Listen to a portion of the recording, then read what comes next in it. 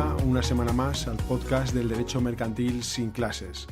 tu podcast para estudiantes, estudiosos e interesados en el mundo de la empresa y del derecho mercantil. El episodio de hoy se titula Te compro hoy, te pago a 180 días y vamos a hablar en él de morosidad y de prácticas de fijación abusiva de los plazos de pago, sin duda un problema empresarial de primera magnitud, especialmente para las pymes. En el ámbito de las obras públicas y servicios, en las relaciones comerciales entre proveedores y la distribución, o en el propio pago de los servicios de abogacía, muchos deudores que tienen poder de negociación encuentran en la cultura del retraso en el pago un cómodo sistema de financiación a costa de su contraparte, muchas veces pequeñas y medianas empresas que se ven asfixiadas financieramente al tener que soportar pagos diferidos en el tiempo. Es muy frecuente, por ejemplo, en el ámbito de la construcción, que se articulen pagos a 180 días con cláusulas como la siguiente. En caso de conformidad de las facturas presentadas, el contratista abonará su importe mediante la entrega de pagaré a la orden, con vencimiento a 180 días, de la fecha de recepción de la factura en las oficinas centrales, coincidiendo con los días 20 de cada mes. Es verdad que tanto el legislador europeo como el español han dedicado importantes esfuerzos legislativos a establecer un régimen legal represor de la morosidad y de los abusos en los plazos de pago. Podéis ver, como siempre, en las notas del programa las diferentes disposiciones y sentencias que voy a mencionar en el episodio de hoy. Pero la aplicación de estas normas ha sido muy difícil. Fíjate, en 15 años hemos tenido 2 directivas y 2 leyes nacionales, sin contar con los múltiples retoques y reformas de la propia ley de morosidad, especialmente por la ley 15/2010 de 5 de julio y por la ley 11/2013 de 26 de julio de medidas de apoyo al emprendedor. Las sucesivas normas, reformas y retoques, además de dificultar a los operadores jurídicos la aplicación de la ley, tanto en lo que se refiere a su contenido como en lo que respecta a las propias vigencias de las diferentes redacciones que han tenido los preceptos, decía que estas sucesivas reformas evidencian que hasta ahora el legislador ha fracasado en su esfuerzo de dar solución efectiva a las prácticas comerciales abusivas relativas al tiempo de cumplimiento de las obligaciones. Digamos que estamos bien lejos de haber implantado una cultura del pronto pago en nuestro país. Por ello es necesaria una jurisprudencia que dote de seguridad jurídica a este conjunto normativo de difícil interpretación. Pues bien, el Tribunal Supremo, primero en la sentencia del 23 de noviembre de 2016 y ahora en la sentencia de 19 de mayo de 2017,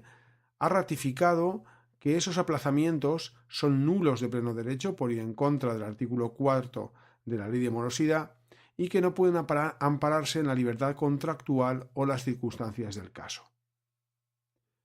En los supuestos de hecho de ambas sentencias, nos encontrábamos con empresas subcontratistas que demandaban a la contratista principal determinados importes derivados de los trabajos que habían ejecutado, junto con los correspondientes intereses. Esas subcontratistas solicitaban la previa declaración de nulidad por abusivas de las cláusulas contractuales en las que se fijaban plazos de pago superiores a los previstos en el artículo 4 de la Ley 3/2004 de lucha contra la morosidad en las operaciones comerciales, al que enseguida me voy a referir. Por ejemplo, en la sentencia de 19 de mayo de 2017, el titular de un negocio dedicado al movimiento de tierras y excavaciones interpone la demanda contra la contratista principal de la obra, la entidad de infraestructuras terrestres Sociedad Anónima, y contra el propietario de la obra, que era Adif.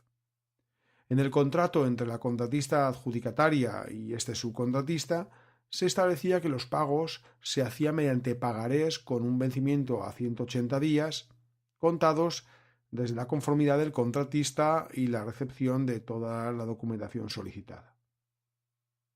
Pues bien, la sentencia de primera instancia desestimó la demanda en su integridad al considerar que el carácter abusivo de la cláusula contractual de determinación del plazo no se producía por la mera circunstancia de que se pactasen plazos más amplios que los previstos en el artículo 1 de la Ley de Morosidad, sino que debían tenerse en cuenta la naturaleza del contrato y las circunstancias concurrentes.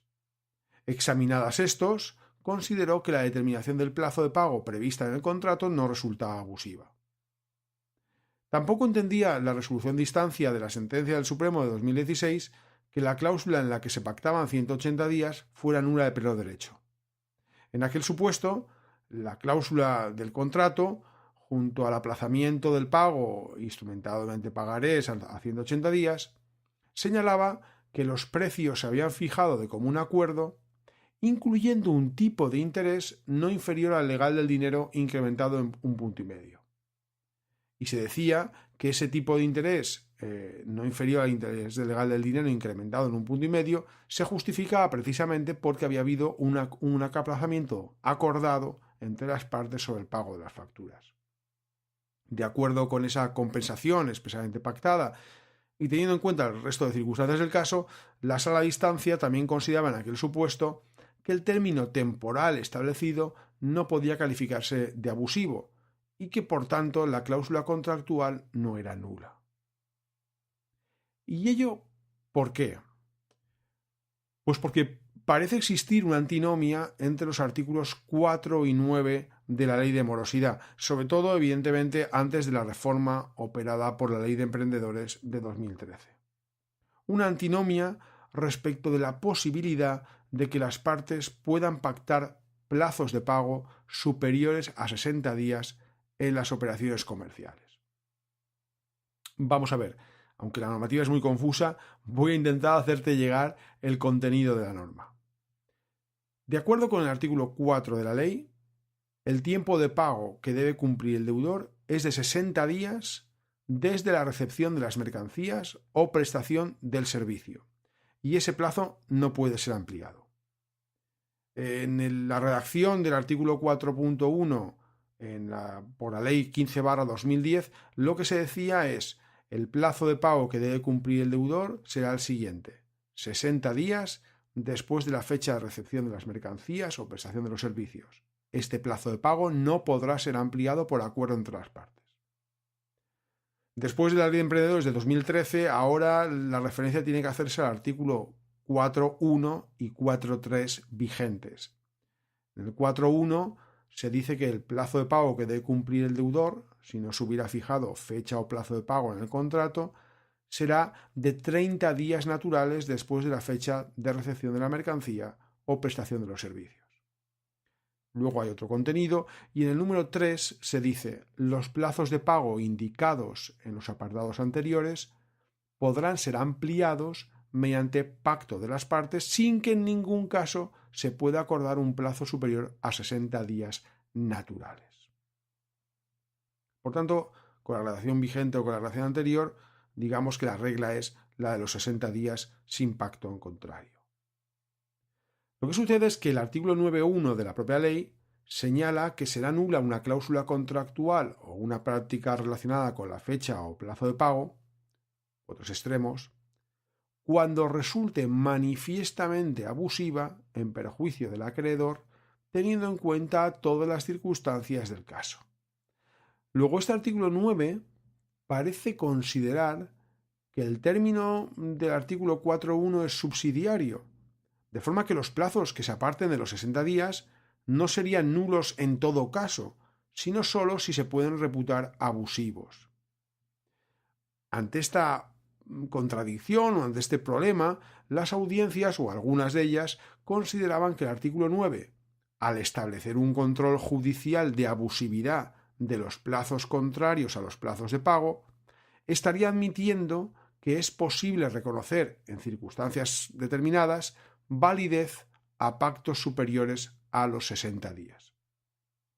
Espero que hasta aquí hayas podido seguirme, y si no, en las notas del programa tienes la referencia a los preceptos y sus sucesivas modificaciones.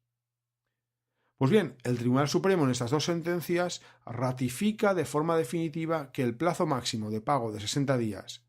del artículo 4.1a y del vigente 4.3 es imperativo.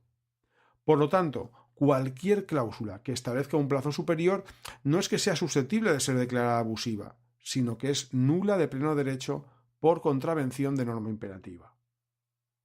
La sentencia parte de que la decisión del legislador español de establecer un plazo de pago con carácter imperativo no es contraria a la Directiva 2011/7 de la Unión Europea que da origen a esta norma. El artículo 12.3 de aquella directiva señalaba expresamente que los Estados miembros podrían mantener o establecer disposiciones que fueran más favorables para el acreedor que las necesarias para cumplir la directiva. Y esto sería lo que habría hecho el legislador español. En este sentido, el legislador español ha dado un giro copernicano al control de los plazos de pago en las operaciones comerciales, estableciendo un plazo de 60 días de carácter imperativo. Como dice el Tribunal Supremo, el legislador ha dejado claro su criterio.